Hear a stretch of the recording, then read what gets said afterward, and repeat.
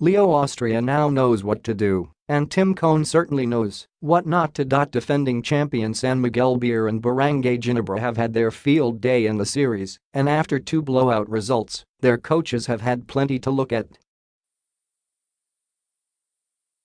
And now they brace for a crucial tie-breaking Game 3 in their PBA Commissioner's Cup title playoffs Wednesday night at smart Araneta Coliseum in Cubao. Austria applied the necessary adjustments to rebound from what he said was a humiliating Game 1 loss, force-feeding the Kings with some humble pie later when Cone made a critical error of starting with a small lineup.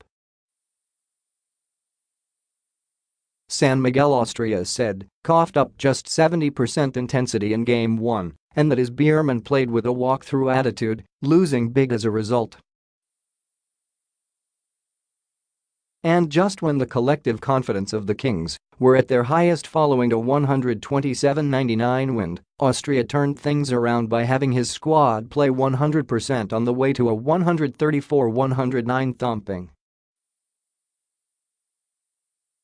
Then again, Cone rolled the dice a bit in Game 2 and paid dearly for it. We never recovered. We tried to disrupt their game plan, and we kind of fell right to it, Cone said after keeping the 7-foot Greg Slaughter and do-it-all guard Scotty Thompson out of the starting unit. We made turnovers early, 9 in the first quarter, and they turned that to transition points and easy baskets. It kind of mushroomed from there, Cone went on. We never recovered. Ginebra played to its never-say-die attitude despite being down early, but the Kings now know that they can't have the beermen gather steam at any point in the contest, for San Miguel fights for the lead like crazy once it gets to set the pace. We out-hustled them, Austria said when asked to finger the turning point of Game 2. This is our game. Though the second game was also a blowout, it wasn't bereft of the intensity of a championship, as things got ugly in the dying minutes with Arwin Santos giving Thompson a cheap shot and Chris Ross and Joe Devens throwing elbows in one rebound play. Cone will make the adjustments for the 7 p.m. contest, which he expects to be chippier because of the intensity prevailing even between the two sister teams. It certainly got chippy, and you will see that the whole series, Cone, a 20-time champion with 2 Grand Slams, said.